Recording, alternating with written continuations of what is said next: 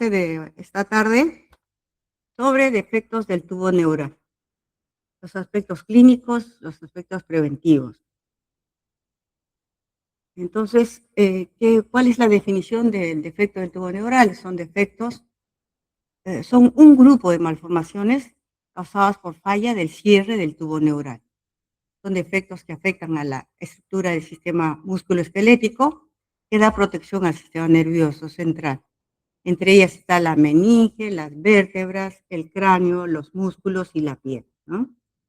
Este, este defecto del tubo neural incluye una gama de manifestaciones clínicas de distinta gravedad que van desde la espina bífida hasta la anencefalo. Dependen, como hemos visto en la embriología del neurodesarrollo, de la etapa del desarrollo embrionario que se haya visto alterada, ¿no? Y suele estar asociado a otras malformaciones.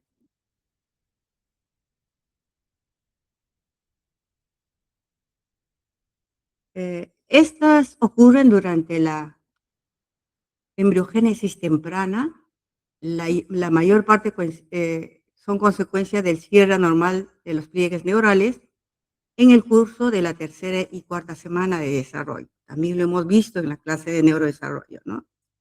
Es de origen multifactorial, poligenética, su diagnóstico debe hacerse en la etapa intrauterina, son la segunda anomalía congénita mayor después de las malformaciones cardíacas y su prevalencia varía entre las diferentes etnias, las regiones, obedece a diferencias en el estatus económico y el acceso limitado a los servicios de salud.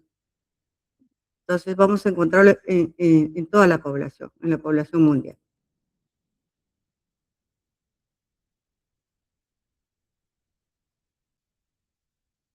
Entonces esta es la imagen que les presenté en la clase de neurodesarrollo, ¿no? Teníamos el ectodermo, se van a levantar y van a formar la hendidura ectodérmica, la hendidura neural, y después se forma el tubo neural, ¿no? Y lo importante de esto era que era entre las 3 y 4 semanas de vida fetal. O sea, cuando la mamita recién se está dando cuenta de que está embarazada, ¿no? Bien precoz. Y acá vamos a tener la formación ya del tubo neural, ¿no? Y acá tenemos que acá está el neuroporo rostral, que es el que se cierra primero, y después el neuroporo caudal, ¿no? Entonces va a haber un momento crítico en el cierre de estos neuroporos entre las 18 y 28 semanas de gestación. Días de gestación, días. O sea, muy, muy precoz. Entonces acá también es otro cuadro que ya les pasé, ¿no? Donde había que el neurodesarrollo empezaba con la gastrulación, que es el nacimiento del sistema nervioso, ¿no? La neurulación es donde aparece toda la patología del tubo neural, ¿no? Del defecto del tubo neural es la neurulación. Y después ya viene todo el desarrollo del cerebro, ¿no? Pero miren, está muy precozmente esta alteración. Entonces, la clasificación va a depender de que si toma el sistema nervioso central la cabeza o la médula, ¿no? Entonces, en la cabeza vamos a ver la cranioraquisquisis, ¿no? Está abierto el cráneo y también la espina, ¿no? La espina bífida que es total, ¿no?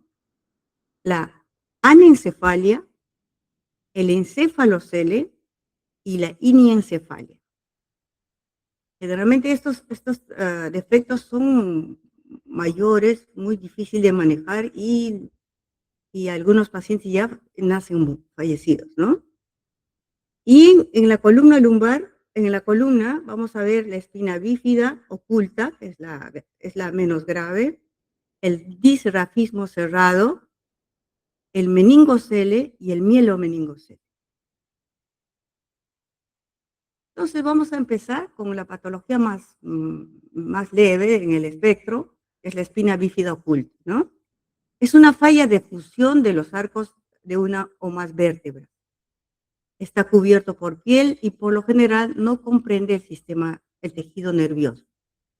Lo más frecuente es que se presente en la región lumbar inferior o la sacra, ¿no? Entre L4 y S1.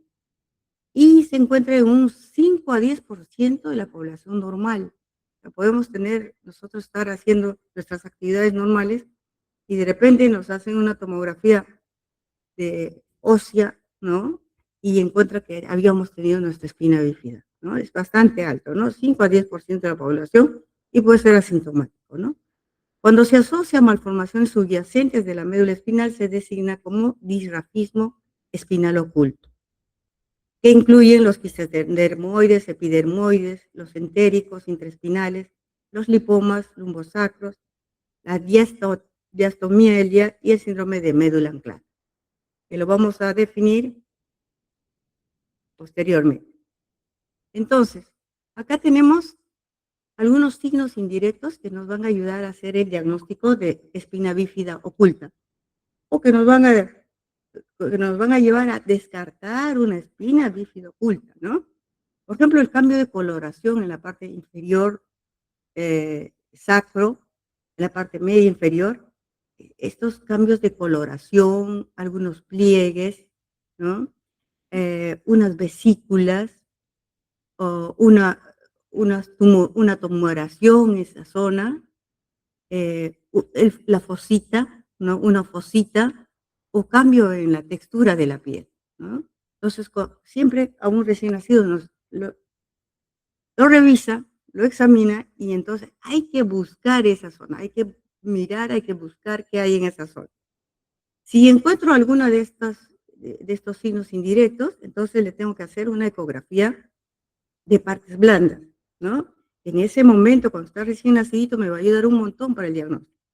Pero cuando ya pasa el tiempo, cuando ya tiene 4 o 5 años, de repente tiene infecciones urinarias recurrentes y podemos pensar, podría ser una espina bífida oculta y entonces en ese momento tengo que hacerle una resonancia magnética. Entonces es más fácil hacer el diagnóstico en la etapa temprana, precoz y solamente una ecografía, ¿no? Espina bífida quística eh, puede cursar con la salida de la médula o las meninges o ambas, ¿no? Haciendo protrusión a través del defecto del arco vertebral de la piel para formar un saco semejante a un quiste. Miren, acá hay un saco semejante a un quiste. La mayoría, esta es una dorsal, ¿no? La mayoría se localiza en la región lumbosacra. El meningocele, cuando el saco contiene solo meninges, o sea, dura madre y aracnoides, y líquido cefalorraquídeo, ¿no? Hace la prominencia, pero no toma la médula espinal. Los síntomas neurológicos de este cuadro suelen ser leves, pero puede existir anomalías de médula espinal, ¿no? Hay que hacerle una resonancia de médula, ¿no? Hacer el diagnóstico. Entonces, y el meningomielocele, ¿no? Afecta el tejido neural, toma la médula espinal, las raíces nerviosas, además de las meninges. La médula protruye o queda completamente desplazada hacia el espacio subaracnoideo y que hace relieve, ¿no? Puede estar cubierto por piel o por una membrana delgadita que se rompe con facilidad. Entonces, acá sería una espina, un mielomeningocele roto, ¿no?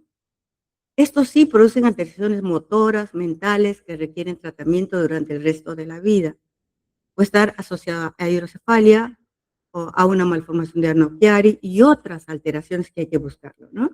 Entonces, el cuadrito vemos que este es un meningocele, acá es el defecto óseo, la médula está dentro, ¿no? No ha salido al saco, y lo que ha salido al saco es el aracnoides y la dura, ¿no? Y la meningomielocele, tenemos el defecto, ¿no? Óseo, tenemos el saco y fuera de donde debía estar la médula, protruye la médula, ¿no? Y ahí sí tengo más patología. Acá también para volver a verlo, ¿no? Ese es una columna normal con una médula normal, ¿no? Sin ningún problema óseo. Acá tenemos ya el problema óseo, ¿no? Y esto sería Esto sería la espina bífida oculta, ¿no? Después tenemos acá el defecto óseo, el saco, pero la médula se queda en su lugar. Eso es el meningocele. Este de acá tiene el defecto óseo, tiene el saco y la médula está protuida, ¿no es cierto? Está en el saco y sale del lugar. Entonces, así hacemos el diagnóstico de qué tipo de defecto del tubo neural existe, ¿no? Entonces, la hidrocefalia se encuentra entre el 80 y 90% de niños nacidos con este defecto grave, acompaña la hidrocefalia este defecto, ¿no? ¿Por qué se produce? Se produce, este sería el cerebro normal del niño, acá está el tronco, está el cerebelo, ¿no? Y esta es la médula, ¿no? Entonces, generalmente cuando operan en el posparto, cuando operan la malformación, entonces el cerebro se tira un poco se jala hacia abajo, hacia la parte inferior, y entonces desciende el cerebelo, desciende el tronco, ¿no? Desciende por el canal, y ese descenso va a producir cierre de los conductos donde transcurre el líquido cefalorraquídeo, de Luschka-Mayendi, y como lo cierra, entonces el líquido cefalorraquídeo se incrementa a nivel de intracranealmente, ¿no? Entonces acá tenemos un niñito, seguro que le han cerrado, y el defecto en la columna, y ha presentado hidrocefalia, ¿no? Una hidrocefalia. Entonces acá está la malformación de Al-Nordshari, ¿no? Vemos que el cerebelo ha descendido, el tronco también, y ha cerrado la libre circulación de líquido cefalorraquídeo. Acá les he vuelto a poner para que se den cuenta. Entonces, así vamos a ver la tomografía, ¿no? Y vamos a ver las estructuras, ¿no? Donde está el hueso occipital, ¿no? Acá está la columna vertebral y acá está el cerebelo, ¿no? Normalmente el cerebelo puede protuir un poquito, que puede llegar a menos de 3 milímetros, ¿no? Eso es no nada, ¿no?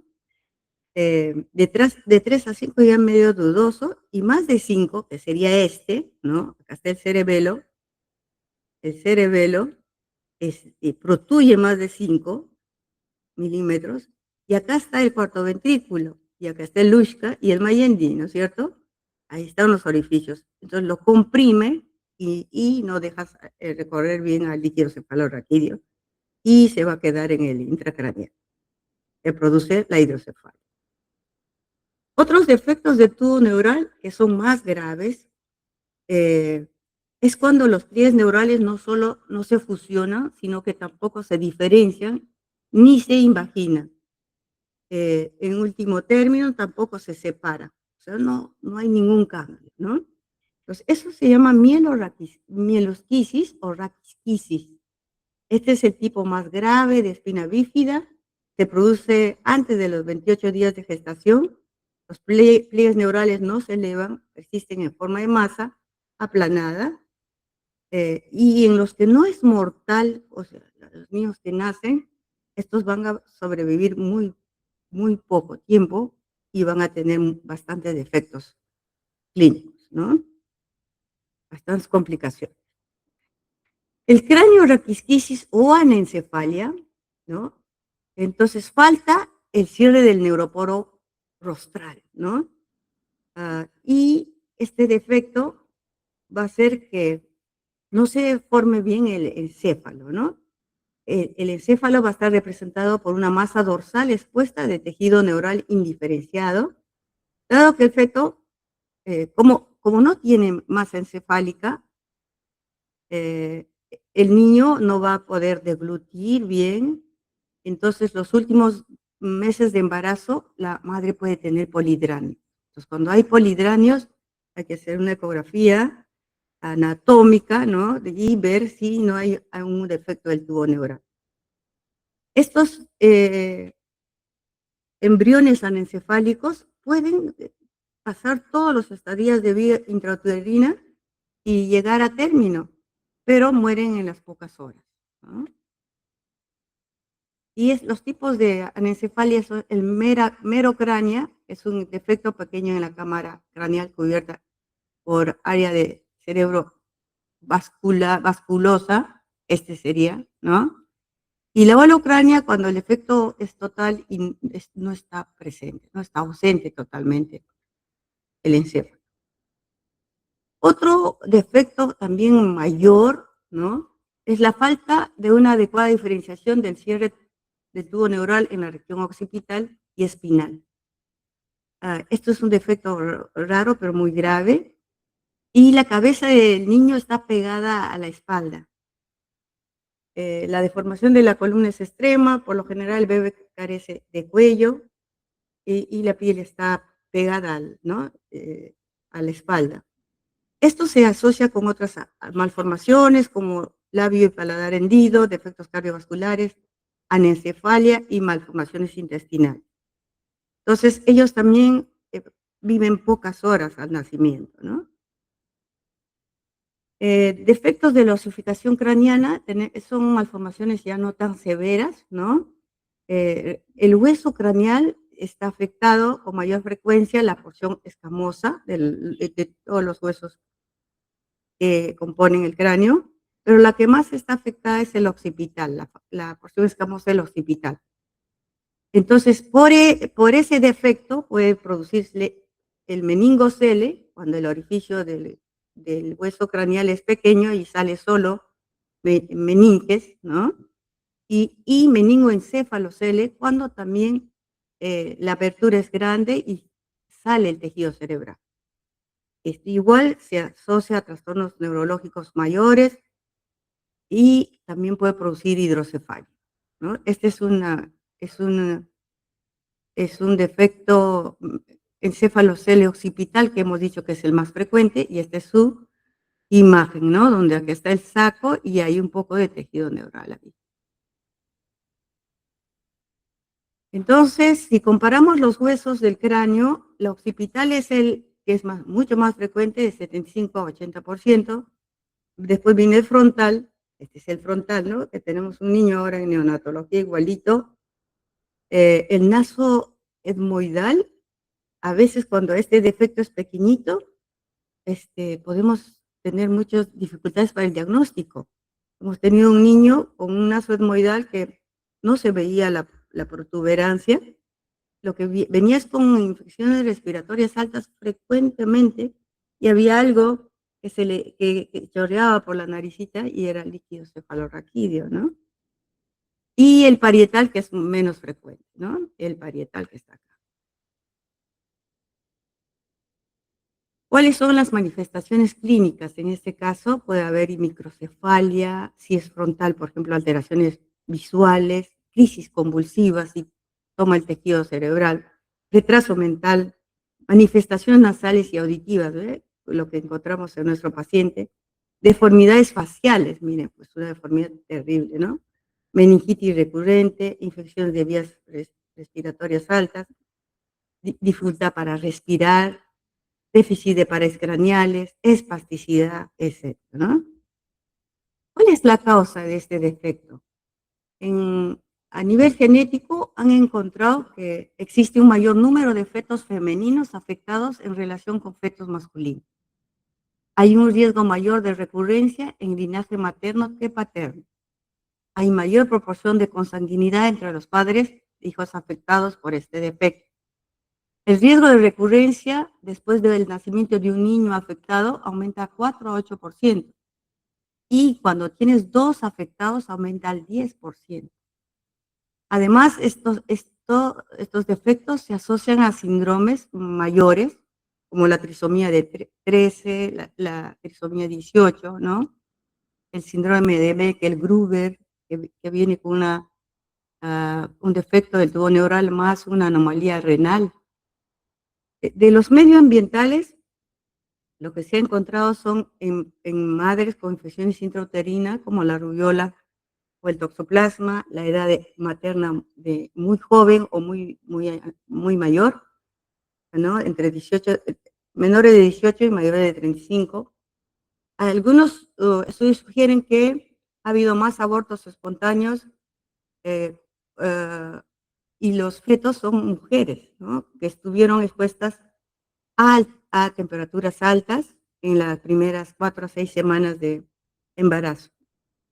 Las mamás diabéticas, dependientes de insulina, el consumo de algunos, el ácido retinoico, medicamentos, la insulina, los hiperglicemiantes, la hipertermia, hipotermia, concentraciones elevadas de vitamina A, mujeres que reciben anticonvulsivantes, ¿no? Como el ácido valproico. Entonces, cuando hablamos de epilepsia, no hay que dar a mujeres en edad fértil, no hay que dar valproato, ¿no? Porque da muchas alteraciones al feto, el consumo de cigarrillo, el alcohol, la obesidad materna. Y de las nutricionales, la deficiencia de ácido fólico en la dieta de la madre. De todas estas causas, eh, para solo explicar la fisiopatología sucintamente, el déficit de los folatos altera la síntesis de ADN y de metilación celular durante la proliferación del neuroectodermo. O sea que esto debe ser muy precoz, o mejor dicho, la madre debe prepararse para un embarazo y no tener la deficiencia de folato, ¿no?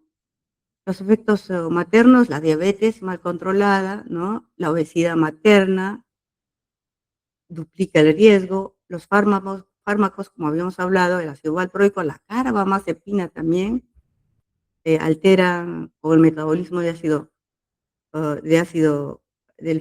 fólico, la hipertermia, ¿no? Los jacuzzis, las saunas, los cuadros febriles severos durante el segundo mes de gestación, ¿no?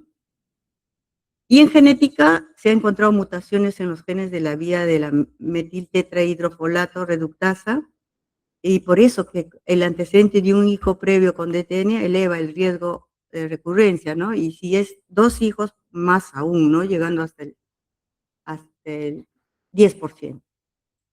Entonces, vamos a hablar un poquito del ácido fólico porque nos interesa, porque es un factor preventivo de esta anomalía. Se estima que la prevalencia de las formas más comunes de DTN es de 300.000 casos al año en el mundo. Esto varía, como hemos dicho, de acuerdo a los países, ¿no? Los que se ha evidenciado que en las últimas décadas, que en los países desarrollados ha disminuido esta anomalía, y lo explicamos porque, uno, por la disminución de los defectos, ¿no? De tubo neural, de repente por el mejor manejo y el consumo de ácido fólico. Y la otra es también por la interrupción del embarazo luego del diagnóstico. En algunos países, en muchos de los países en vías de desarrollo, estas anomalías, especialmente las que fallecen en las primeras horas de vida, ¿no? Anencefalia, hemiancefalia, todo esto que hemos hablado, cuando se hace el diagnóstico al tercer, cuarto mes, este, hablan con los padres, hay una junta médica, está ética y todo, y deciden suspender el embarazo. Entonces, por eso no se encuentra, bueno, pues es una causa de que haya bajado estos defectos en esa población, ¿no? La salud fetal va a depender de múltiples factores, siendo uno de los más importantes el estado nutricional de la madre, ¿no? Incluso desde el periodo preconcepcional. Y se ha visto que esta disminución de este defecto es principalmente por el consumo del ácido fólico. Entonces, situaciones de déficit de folatos en una persona, dietas insuficientes, aumento del consumo en el embarazo, ¿no? Cuando necesita más ácido fólico, la lactancia, en la anemia hemolítica, en las dermatitis exfoliativas, en las enfermedades intestinales como el SPUT tropical, en la enfermedad celíaca, en los síndromes de intestino corto, interacciones farmacológicas con inhibidores de la metiltetrahidrofolato reductasa, ¿no? Como el alcohol, los anticonceptivos orales, la cimetidina, el cotrimoxazol, el fluoracilo, isoniazida, litio, metotrexate, pentamidina, piremetamina y triantirina. Entonces, hay muchos factores que van a que la mujer no va a tener la suficiente cantidad de folato durante su embarazo. Entonces, en síntesis, ¿qué hace este metabolismo, no? Los folatos, ¿por qué son esenciales? Porque hay formación de nucleótidos para replicación de ADN. Por la conversión de homocisteína a metionina, proceso que es clave de la metilación de proteínas y ADN. La rápida proliferación celular durante la neurulación, que es de 18 a 28 días.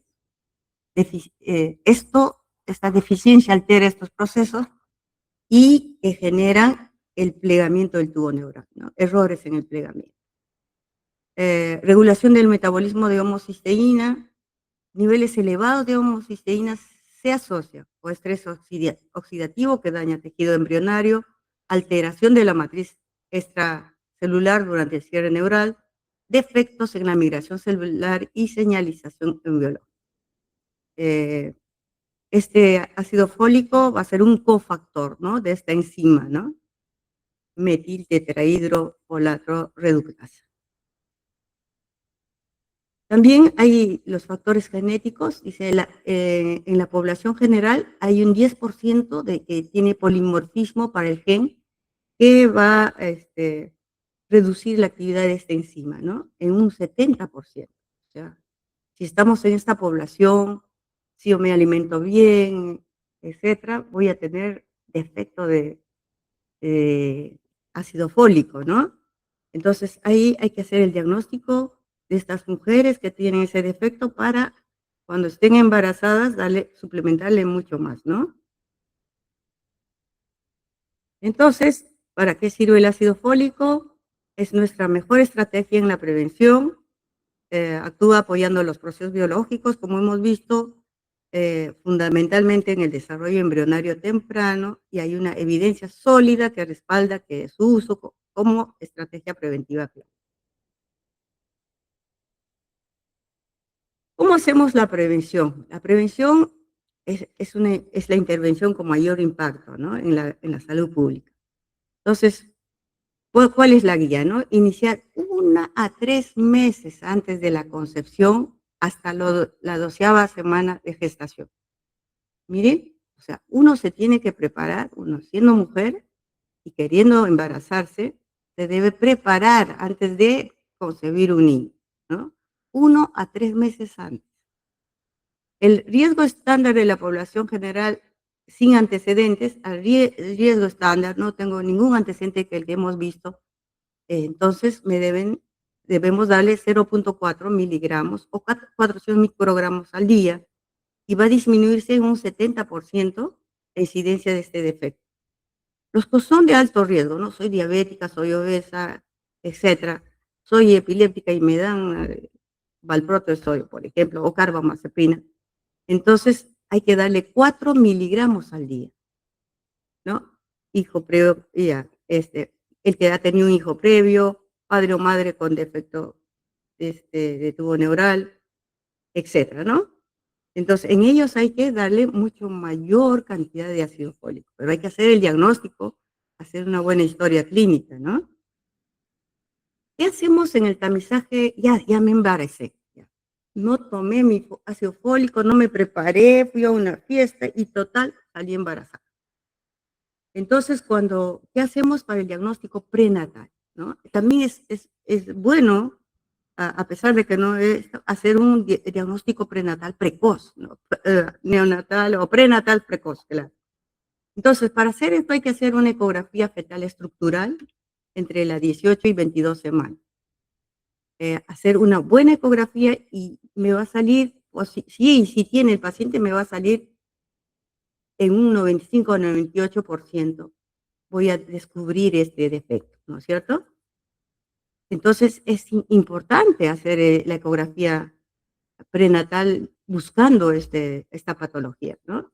Entonces, hay signos indirectos craneales, como el signo del limón y el signo del plátano, que se dice, ¿no? El signo del limón es una simetría o colapso de los huesos frontales y el signo del plátano es una curvatura del cerebelo colapsado en la fosa posterior y es característico del Chiari-2, ¿no? Del síndrome Chiari-2. Hacer la alfa-fetoproteína en suero materno, y lo podemos hacer entre la 15ª a 20ª semana. En los defectos abiertos, del defecto de tubo neural abierto, el líquido se filtra al líquido amniótico y de ahí a la circulación materna, ¿no? Niveles de alfa-feto obligan a realizar una ecografía diagnóstica detallada. La resonancia magnética de encéfalo del feto intraútero, ¿no? Cuando diagnostico y requiero ver si hay si hay una anomalía asociada. La amniocentesis también nos va a ayudar para el diagnóstico genético y se puede hacer después de la 15ª semana de embarazo. El asesoramiento correcto es para cada individuo, individualizado, ¿no? Para cada gestación. Entonces, acá era el signo del limón, ¿no? De los ecografistas, generalmente lo hace el ginecólogo, ¿no? O el radiólogo, eh, que hace ecografías, ¿no? Entonces, es una deformación del cráneo que se parece a un limón, ¿no? Se parece a un limón, por eso le dicen signo del limón. Es un corte axial, ¿no? A la altura de los ventrículos laterales, ahí están los ventrículos laterales, y solo aparece hasta la 24ª semana. Y después ya desaparece. Y nos habla de que puede tener una espina bífida asociada, ¿no? El signo del plátano, acá está la fosa posterior, ¿no? Y acá está el signo del plátano, los ventrículos laterales, ¿no? Este, se forma una curvatura, se hace una curvatura mayor acá, ¿no? Porque generalmente no es tan curvo acá, ¿no? Y se parece a un plátano, ¿no? Y obstruye, y esta curvatura hace que obstruye la cisterna magna, y ahí está el defecto, ¿no? Este es el defecto de Arnold-Chiari. En el postnatal no hay casi nada que hacer, ¿no? Ya está el defecto, solo hay que ayudar a este niño que no tenga mayor lesión a nivel sistema nervioso, ¿no?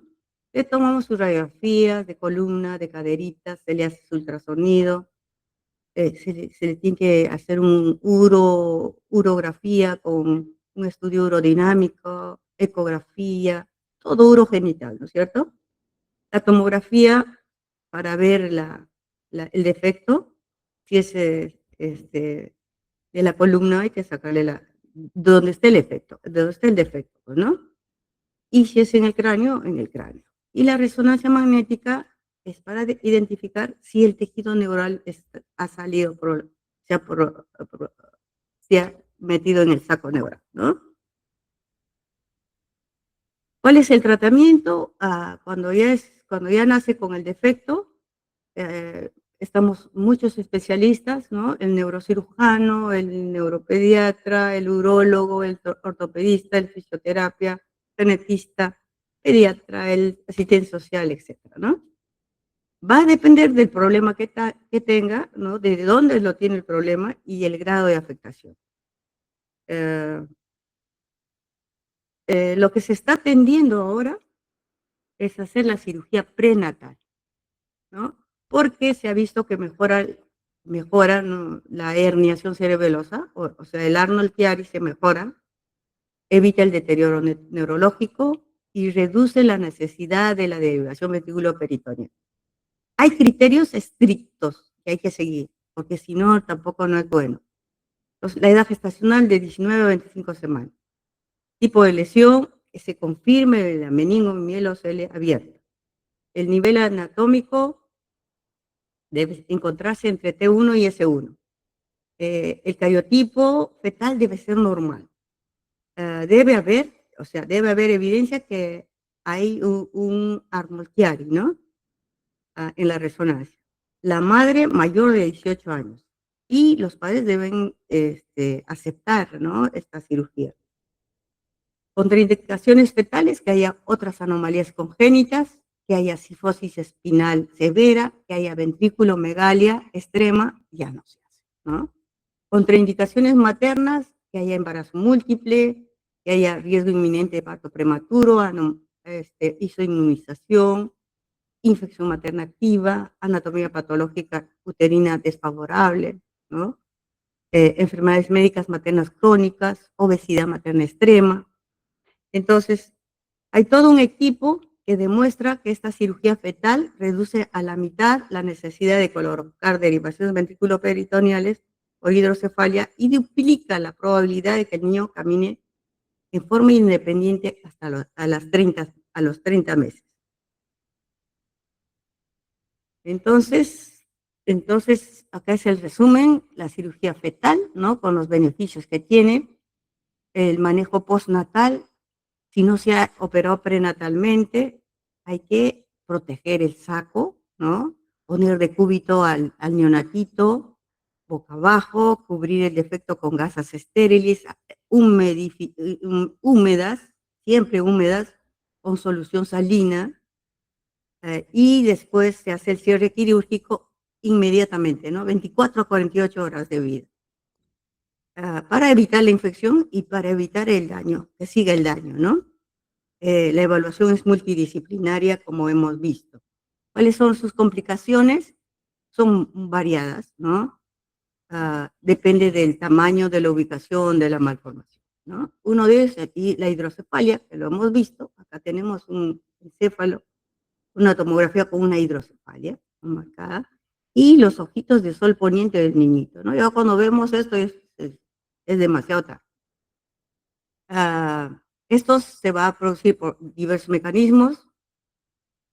Los niños que nacen con este defecto van a aumentar la formación de hidrocefalia hasta en un 80%. O sea, cuando se cierra el defecto, en esos días aparece la hidrocefalia. Esto se presenta por esta anomalía de Arnold-Chiari, ¿no? Y ellos también, y puede ser que le ponga una válvula y no funciona bien y vuelve a hacer la hidrocefalia, ¿no? Ya secundaria al manejo quirúrgico. La médula anclada es otra complicación, es el engrosamiento intradural del filum. El filum es el último, la partecita última de la médula, ¿no? Ah, el acortamiento de la adhesión de la médula espinal y una limitación del movimiento de la médula. Representa el 13 al 26% de los casos con mielomeningocele tipo lipomatoso. O sea, es una médula, está por acá la médula, ¿lo ven? Y está pegada a la vértebra y está anclada, por eso se dice anclada por el filio, lo terminal de la médula, ¿no? Entonces los niños pueden tener talla corta, pueden tener anomalías motoras, sensitivas, ¿no? Que van progresando poco a poco. El diagnóstico se hace con resonancia y el tratamiento es quirúrgico. Otras complicaciones como siringomielia, diastematomelia, hidromelia, dolor neuropático, eso he visto bastante con frecuencia, convulsiones, estenosis del canal lumbar, alteraciones cognitivas, también puede tener el niño por la hidrocefalia, ¿no? Les voy a presentar un caso clínico que ojalá esté en el tiempo. Es un caso corto, es un niño de 37 semanas de gestación, fue una cesárea programada porque ya le habían encontrado el defecto. No necesitó reanimación, él habla bien, se colocó y se vio el defecto, ¿no es cierto? Se le colocó de cúbito prono, acá está de cúbito prono, se le puso las gasitas, solo con suero fisiológico, ¿no? No povidona, no yodado, no láctex, nada de eso, solo suero fisiológico. Y se encontró ¿no? Un saco voluminoso, sacro, y una masa frontal también se le encontró a este niño. Entonces, la masa frontal medía de 3.5 a 3.5, o sea, no era tan pequeñita. Había hipotonía axial. La masa lumbosacra era 6 por 4 centímetros. No tenía cobertura cutánea, o sea, estaba roto el saco, ¿no? Al examen no se encontró malformaciones cardíacas ni renales. Lo que se encontró El ano estaba centrado sin contracciones a la estimulación táctil, no había. Había incontinencia fecal, pietal o valgo bilateral. Los reflejos rotulianos, si había tilio, no. Prehensión plantar, no. Sensibilidad, no. Y la fuerza sí estaba conservada. Entonces, acá nos hacen ver el Arnold-Chiari, ¿no? El Arnold-Chiari, acá la mielomeningocele sacra y acá el encéfalo cele frontal, ¿no? Hay varios problemas que corregir. Entonces, primero le hicieron la cesárea programada. Mire, el 20, el 22 ya le hacen el cierre del mielomeningocele con su derivación, porque ya tenía hidrocefalia. Se obstruye la derivación, se vuelve a ingresar y después se le da de alta. Y ahí en su casa el paciente regresa porque tiene una meningoencefalitis con Streptococcus fecalis, y se retira la derivación porque no se puede quedar, ¿no? Cuando está infectado, la derivación hay que retirarla y darle todo el tratamiento para que volvamos a poner otra derivación.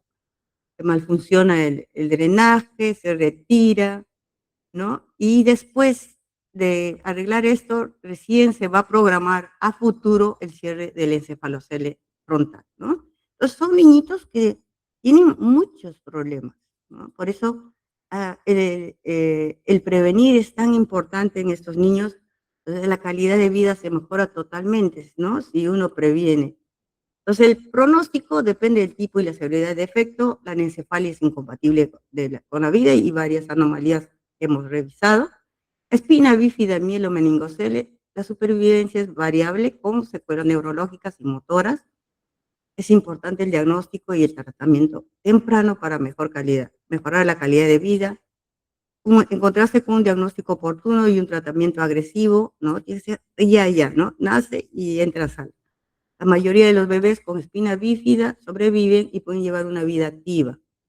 El 70% tiene inteligencia normal, con terapia física un porcentaje alto podrá caminar, aunque siempre necesitará apoyo, de bastón, muletas o andador, ¿no?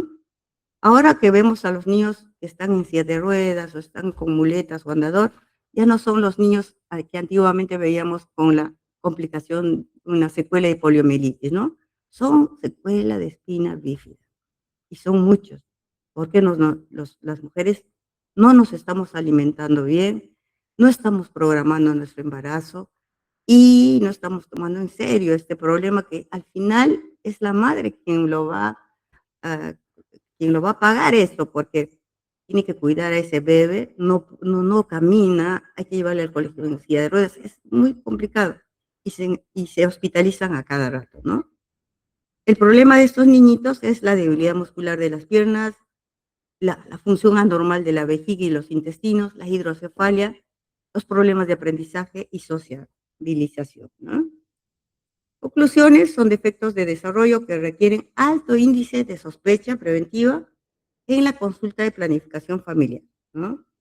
Hay que entender exactamente en qué momento se cierran los neuroporos y explicar a la mujer que se va a embarazar que se suplemente, ¿no? Preconcepcionalmente para evitar estos defectos. Bueno, eso era todo. No sé si tienen alguna preguntita. Doctora, Sí. yo no es más de una pregunta del tema, pero ¿va a pasar a clase o no? Ya yo les paso la clase, no hay problema. Con Victoria. Muchas gracias, doctora. Ya, le paso a Victoria. Muy bien. Hasta mañana, creo. Gracias, doctora. Bien. Hasta Gracias, mañana que me toca la clase de epilepsia. Eso va a durar como clase y media, ¿ya?